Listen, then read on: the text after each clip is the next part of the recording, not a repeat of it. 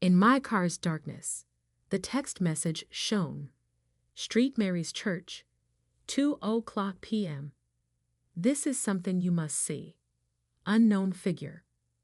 Grasping the driving wheel with trembling hands, I watched through my rain-streaked glass as visitors trickled inside the ancient stone edifice. I'm Eleanor, and right now I'm sitting in my car like some cut-rate private investigator, wondering if I finally lost my mind. Ryan, my spouse, informed me that he was in Chicago for a business conference. The calendar stated that.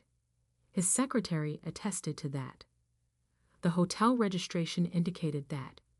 But because a stranger chose to play guardian angel or devil, here I am, parked across from a church in Boston. I'm still undecided about which. This is insane, I whispered to myself, but I'm already reaching for my sunglasses.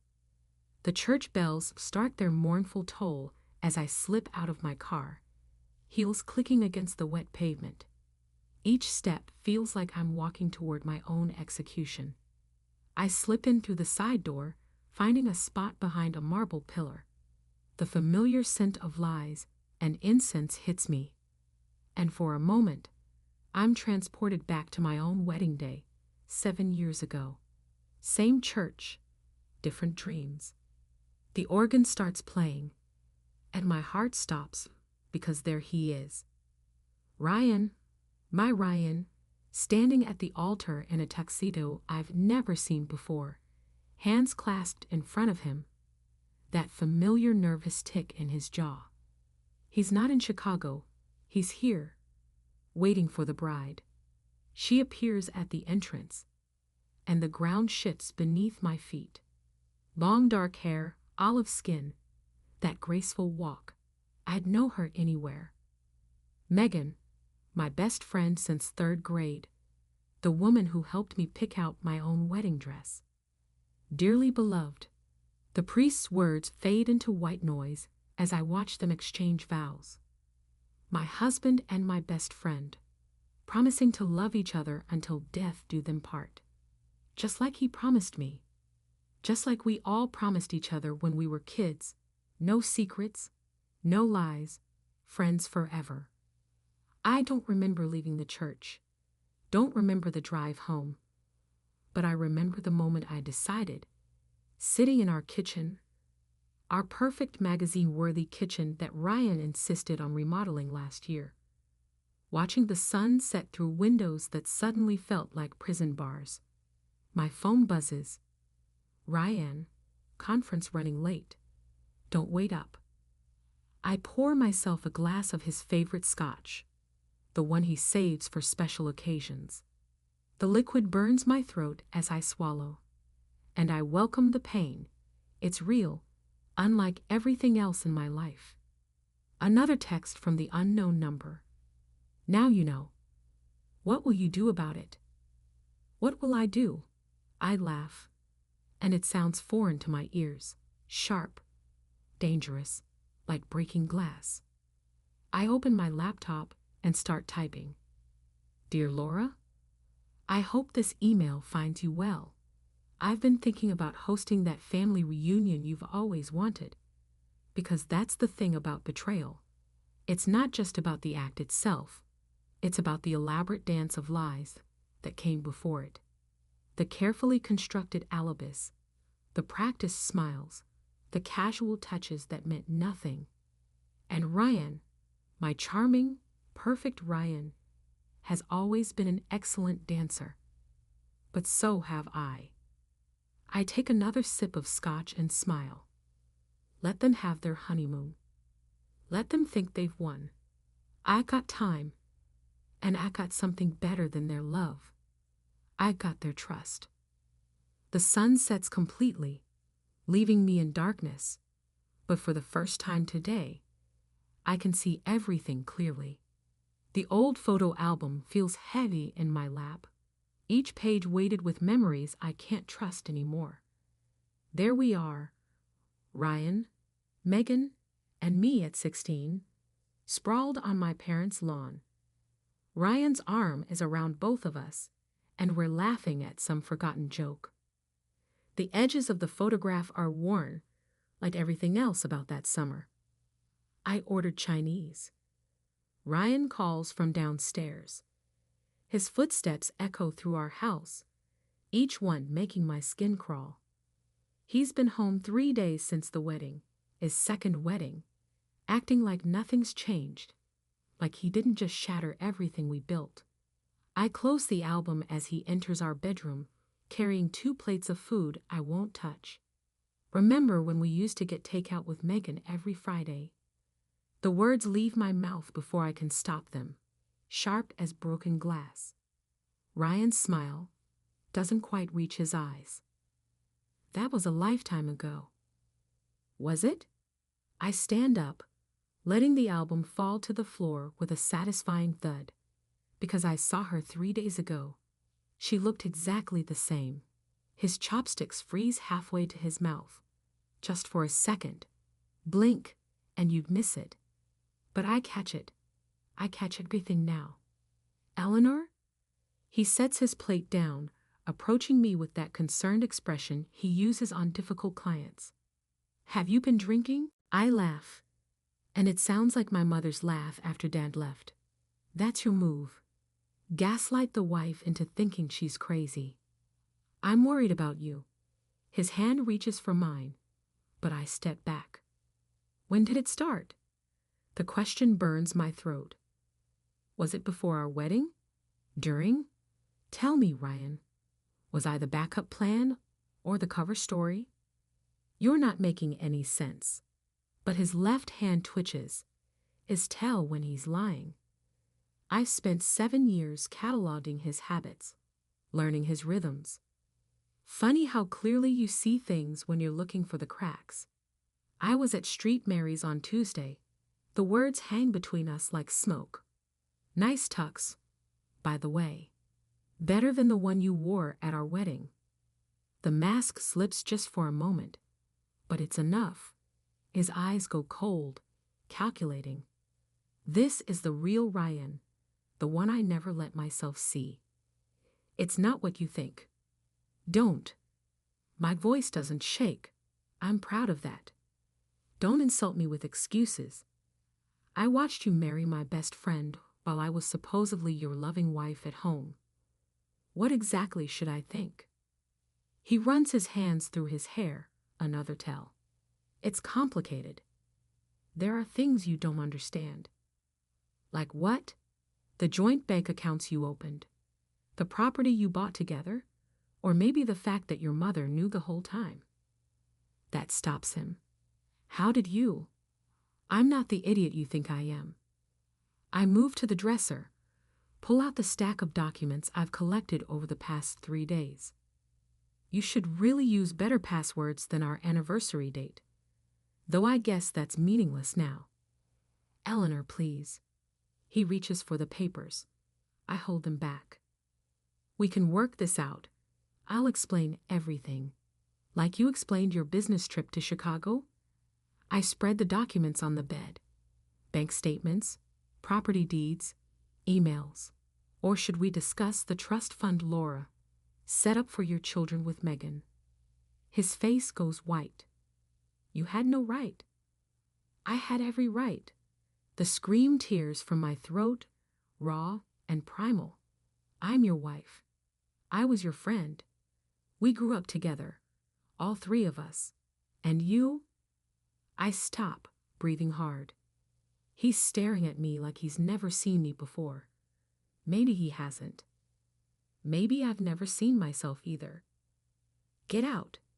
My voice is steady now, certain. This is my house too. Not anymore. I hold up one final document, power of attorney, signed last year when he was too busy to handle our estate planning. You should really read what you sign, Ryan. Now get out before I call Michael and have him escort you out. He leaves, because he's afraid. But because he knows this is just the beginning. He knows me well enough for that. I pick up the photo album from the floor, trace our younger faces with my finger. We look so happy, So innocent. Such perfect liars. All of us. The cafe where Megan and I used to share secrets feels smaller now. Maybe it's the weight of what I'm about to do, or maybe everything from my past is shrinking, becoming less significant with each new betrayal I uncover. Megan slides into the seat across from me, still wearing her wedding ring, my wedding ring's twin. The sight of it makes my coffee taste like acid. "I didn't think you'd come," she says, fingers nervously tracing the rim of her untouched latte. "Funny, I didn't think you'd marry my husband." The words come out softer than intended, which somehow makes them cut deeper. She flinches. "Eleanor, did you know about the trust fund?" I pull out the bank statements, sliding them across the table like playing cards in a rigged game. The one Laura set up for future children. Her face drains of color, not from guilt, from anger. "Interesting. What trust fund?" Now, that's genuine surprise. I watch her scan the documents, her hands shaking slightly. $3 million, I continue, set aside for the grandchildren Laura always wanted. Guess I wasn't producing them fast enough. This can't be right. Megan pushes the papers away like they're contaminated. Ryan said the marriage was just a formality for his inheritance. He said. I laugh, and it sounds like breaking glass. What exactly did he say, Megan? That he loved you? That I was cold, distant, career-obsessed? That's what he told his mother about me last month. She looks up sharply. How do you know that?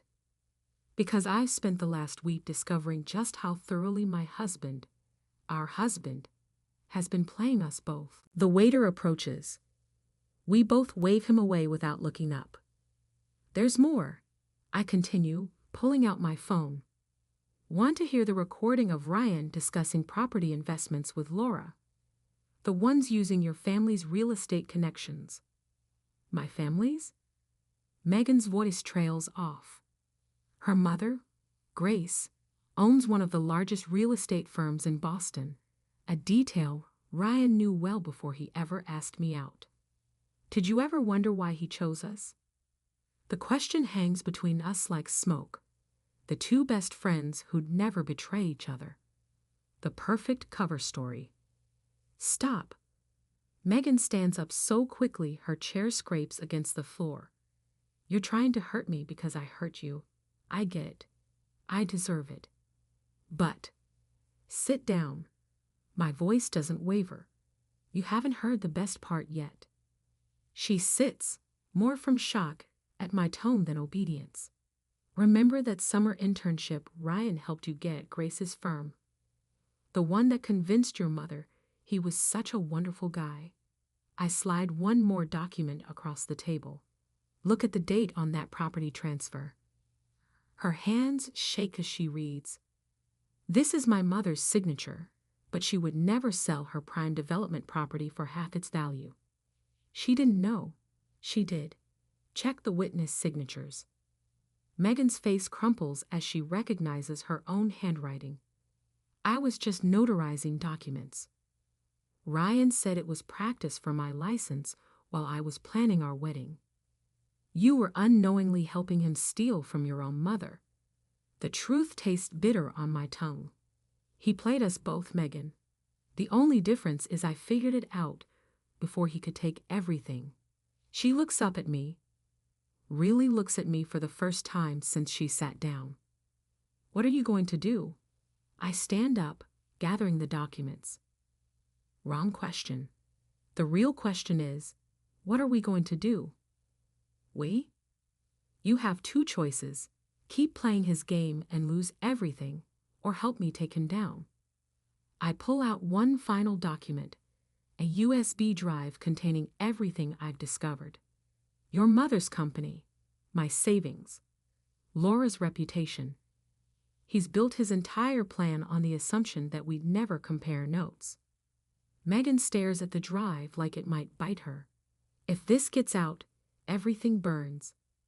I place my hand over hers, feeling the wedding ring that matches mine. But this time, we'll be the ones holding the matches. She closes her fingers around the drive, and I see a glimpse of the friend I used to know. Fierce, loyal, unstoppable when crossed. When do we start? I smile, and for the first time in weeks, it feels real. We already have. 3 empty wine bottles mock me from the kitchen counter. Not my usual poison, but tonight isn't usual. The documents from Ryan's office are spread across our dining room table, our wedding gift from Laura, like pieces of a puzzle I never wanted to solve. My phone lights up. Another message from Ryan. Please, let's talk about this rationally. Rational, like the systematic way he built this house of lies. Like the calculated precision with which he chose his marks. The phone buzzes again. Megan.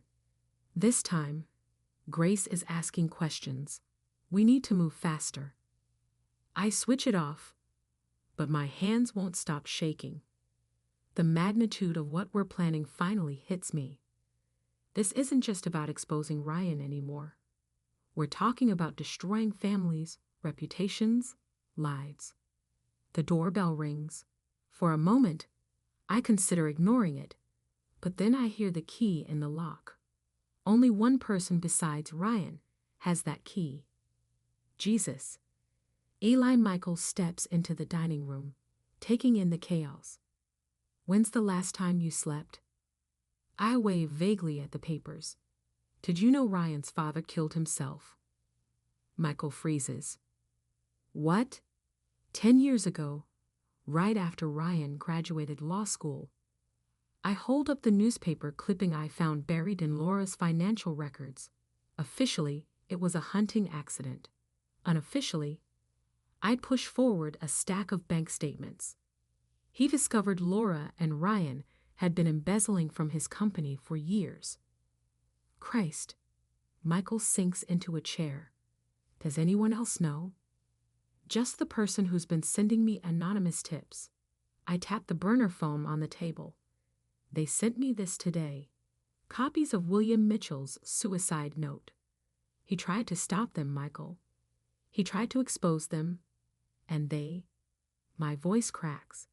Eli Michael reaches for my hand, but I pull away. I'm becoming them. The words taste like ash. All these plans for revenge, for justice, I'm turning into exactly what I hate. No, you're not. Michael's voice is firm. You're protecting people. Grace's company, your future. Megan's. I stand up, pacing.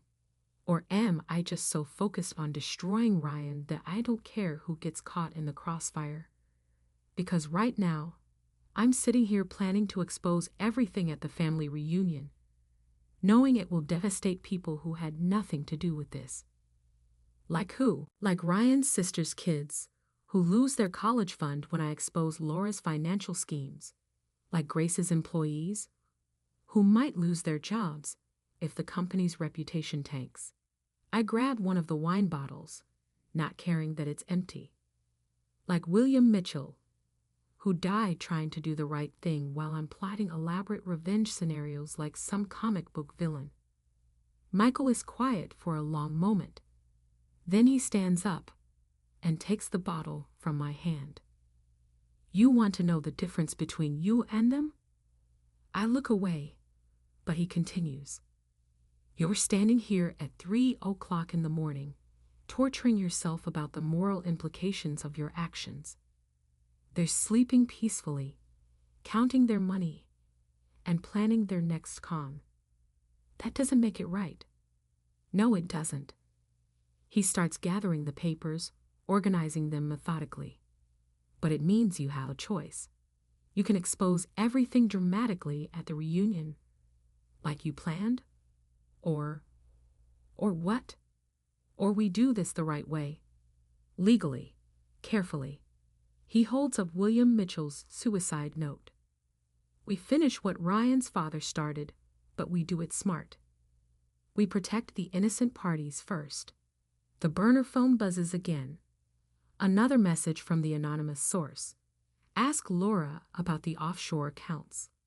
I stare at the message, then at the kale spread across my dining room table. 7 years of marriage, a lifetime of friendship, generations of lies, all leading to this moment. Okay, I say finally. Show me how to do this right.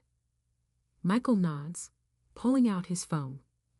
First, we need to talk to someone who specializes in financial fraud. I know a guy. Wait, I grab his arm. Before we do this, I need to know something. Are you helping me because I'm right, or just because I'm your sister? He meets my eyes steadily. Both and neither. I'm helping you because someone needs to stop them, and you're strong enough to do it without becoming them. I look at the empty wine bottles, the scattered papers, the evidence of my near descent into their world of manipulation and revenge. Maybe he's right. Maybe there's a better way to burn it all down. Michael's lawyer friend keeps talking, but I'm fixated on the single sheet of paper in front of me. A list of names, children mostly, beneficiaries of trusts that would collapse if we moved forward with our plan. The offshore accounts are just the beginning. James Harrison says, spreading more documents across his mahogany desk. Laura Mitchell's financial web extends through at least 3 generations of both families. How many people would be affected? My voice sounds distant, even to myself. Directly, around 30. Indirectly, he shrugs. We're talking about dismantling a decades-long scheme. The ripple effects could impact hundreds. Michael leans forward. But we can prove the fraud easily. The question is whether we should. James taps the list of names. Some of these trust funds are supporting medical care and education. Stop. I stand up abruptly, moving to the window. Boston spreads out below, oblivious to the bomb we're about to detonate. There has to be another way. My phone buzzes. Megan, Grace found the missing property documents. She's calling Laura today. We're running out of time. Michael says, reading over my shoulder, if Grace confronts Laura directly, everything falls apart anyway. I turn back to James. How long would it take to secure protection for the innocent parties? Weeks, maybe months. We'd need tow. The office door bursts open. Laura Mitchell stands there, immaculate as always, but her eyes are wild. I should have known you'd run to Michael. How did you? James starts to speak, but she cuts him off. My daughter works in your building. Did Eleanor tell you that part? How many families she's willing to destroy for her revenge? That's rich coming from you. Michael stands, moving between us. Laura ignores him, focusing on me. You think you're protecting people. William thought the same thing. Look where that got him. The room goes silent. Even the city noise seems to fade. What did you just say? My hands grip the back of the chair, knuckles white. Oh, didn't your anonymous friend tell you everything? Laura's smile is razor sharp. William didn't just discover our schemes. He tried to fix them. Grow funds to protect the beneficiaries, just like you're planning. And you stopped him. The pieces click into place. The hunting accident was exactly that. An accident. But her eyes shift away. The point is, Eleanor, some structures can't be dismantled without destroying everything they support. You're not just fighting Ryan or me. You're fighting generations of carefully balanced arrangements. Arrangements built on lies and theft. Built on necessity. The truth, I say softly, is that I came here tonight to destroy everything. To expose decades of fraud and manipulation. To get justice for everyone who's been hurt by the Mitchell family's lies. I pull out the first document. William's real suicide note. Laura goes very still, but standing here, looking at all of you, I meet Ryan's eyes. I realize there's something worse than being deceived, something worse than being betrayed. Eleanor, Michael warns, but I continue. It's becoming the very thing you're fighting against. I strike a match. When did I take it from my purse? And touch it to Laura's envelope. The paper catches quickly, and I drop it into the briefcase. No. Michael lunges forward, but it's too late. The evidence burns, years of careful investigation turning to ash with it. It burns my chance at justice, at revenge, at everything. I thought I wanted the fire alarm shriek. Sprinklers activate. People rushed for the exits, pushing past James's guards. In the chaos, through the smoke and spray, I meet Laura's eyes. She knows what I've done. Chosen mercy over justice, chosen to protect the innocent over punishing the guilty. But her triumphant smile fades as I pull out my phone and press send. Because sometimes the greatest revenge isn't destruction, it's retention. The police lights paint Laura's pristine kitchen in alternating red and blue. She sits across from me at the marble island, both of us dripping from the sprinklers, watching officers cart away boxes of evidence, the real evidence, not the decoy files I burned. Copies, I say quietly. Everything in that briefcase, just copies. The originals went to the FBI an hour ago. Her perfectly manicured nails drum against her coffee cup. You chose this moment deliberately, the party, the family gathering. Like father, like daughter-in-law. I slide William's actual suicide note across the counter. He planned to expose everything at your anniversary party too, didn't he? Before the hunting accident. The drumming stops.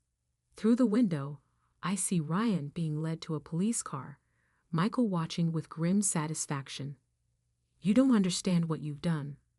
Laura's voice trembles. Those trust funds are being protected. I pull out my phone, show her the court orders. Every innocent beneficiary has been legally separated from the fraudulent accounts. The children will keep their college funds. The medical care continues. For the first time, I see real fear in her eyes. How? I had 3 weeks after you offered me that envelope. 3 weeks where you thought you'd won. I lean forward. Did you really think I spent that time doing nothing? A commotion at the door draws our attention. Grace enters, flanked by federal agents. Her eyes lock with Laura's. You killed him, Grace says flatly. You killed William when he tried to protect my daughter from your schemes. Laura stands so quickly her chair topples. That's ridiculous. William was going to expose how you used Megan to access Grace's company records. I interrupt. How you manipulated Ryan into marrying us both to maintain your financial facade. Everything I did was for this family. No. Megan appears in the doorway, tear-stained but steady. Everything you did was for yourself, and now we all know why. I slide one final document across the counter, an old photograph. Laura goes very still. Still, I say, William wasn't just trying to expose the fraud, was he? I watch her face crumple. He discovered something else, about Ryan's real father, about why you needed the Carter family's connections so desperately. Mom. Ryan calls from outside. Mom, what's happening?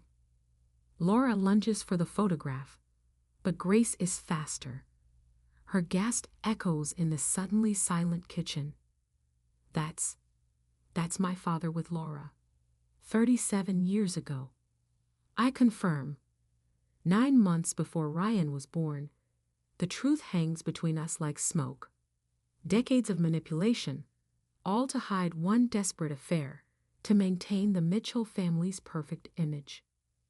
You destroyed everything, Laura whispers, just like William tried to. No, I stand, gathering the remaining documents. You destroyed everything the moment you chose lies over love. William tried to save us, all of us, and now finally he has. What do you mean? I pull out my phone one last time, showing her the message chain from an unknown number, from a dead man's scheduled emails set to deliver years after his death. William knew he might not survive trying to expose the truth, so he left breadcrumbs for whoever was brave enough to follow them. I meet her eyes. I wasn't your first victim, Laura, but I am your last. The officers approach to escort her out. Through the window, I see Ryan watching, understanding finally dawning on his face as Grace shows him the photograph. Was it worth it? Laura asks as they lead her away, burning down everything to save a dead man's honor. I think of the children upstairs, their futures now secure, of Megan and Grace, finally free from manipulation, of William, who died trying to protect us all. Some things, I say quietly, are worth burning for. The sun rises over the Mitchell estate, painting everything in gold. In the distance, sirens fade. Beside me, Michael squeezes my shoulder. You okay? I watch Laura disappear into a police car minus 30 years of secrets crumbling in her wake. No, I answer honestly, but I will be, because sometimes the truth doesn't set you free. Sometimes it just shows you who you really are. The last box from Ryan's study sits unopened on my kitchen counter.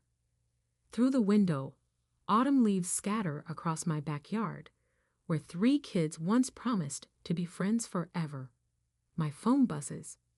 Megan. Grace wants to meet both of us. The trial ended yesterday. Laura and Ryan, both guilty. The headlines called it justice. The society pages called it scandal. Neither quite captured the truth. I lift the lid from the box, expecting more evidence, more secrets. Instead, I find an old video camera, the kind we used that summer before college when everything seemed possible. The doorbell rings. Megan stands there, looking smaller somehow, more like the girl I used to know than the woman who helped unravel everything. I found mine too, she says, holding up an identical camera. In Mom's attic. We set them both on the counter. These relics of who we used to be. Neither of us reaches to turn them on. Did you read Ryan's statement? She asks. No. I pour us both coffee, a habit from before, when friendship was simple. Did you? He said he loved us both. Her laugh sounds brittle. He actually believed it. I think that's Ryan. I slide her cup across the counter. Living his own truth, even when it's a lie. The afternoon light catches the cameras, casting twin shadows. Megan touches one gently. We should watch them, she says, before Grace arrives, before we decide what happens next. She nods. We both know Grace's meeting isn't just about reconciliation. It's about the future of her company, about trust and second chances, about whether some bridges can be rebuilt after they've burned. I connect the first camera to my laptop. The screen flickers to life. There we are, young, laughing, whole. Ryan behind the camera, narrating our last summer together before college, before choices, before we learned how love and lies could wear the same face. Stop, Megan says suddenly. Look at that. The moment freezes on our younger selves, sharing some forgotten joke. But it's Ryan's reflection in the window that catches my eye. How he watches us both, planning even then. He didn't destroy us. I realize he just showed us who we already were. What do you mean? You always wanted adventure. I always needed control. He just weaponized those truths. Megan's coffee goes cold, untouched, and now the second camera sits dark, unwatched. Some truths, I'm learning, don't need to be seen to be understood. Now we choose. I say, not between right and wrong, between easy and true. The doorbell rings again. Grace. Before Megan moves to answer, she grips my hand. I'm sorry, she whispers, not for loving him, for forgetting how to love you first. I squeeze back, remembering Laura's final words at the trial. Love makes liars of us all. Maybe, I tell Megan, we stop trying to fix the past. Maybe we just build something new. She nods, understanding what I'm not saying, about Grace's company, about second chances, about how sometimes revenge isn't about destroying what was, but creating what could be. I open the door to Grace, noting how she carries herself now, straighter, stronger, free from decades of manipulation. The autumn wind scatters more leaves across the yard. Somewhere in a prison cell, Laura plots her appeals. In another, Ryan writes letters we'll never read. Life moves forward, messy and imperfect. I leave the cameras on the counter, untouched. Some memories don't need revisiting. Some truths are better lived than remembered. Grace lays out papers on my kitchen table, plans for reconstruction and future steps. Megan and I look at each other, recalling other documents, plans, and options. Ready? Asks Grace. I think of Ryan, who loved so much that he forgot how to love honestly. Laura, who built barriers to preserve secrets that were never worth keeping. And William, who planted truth bombs to explode years after his death. I say, yes, and I mean it. Because getting even isn't always the best kind of retaliation. The goal is freedom.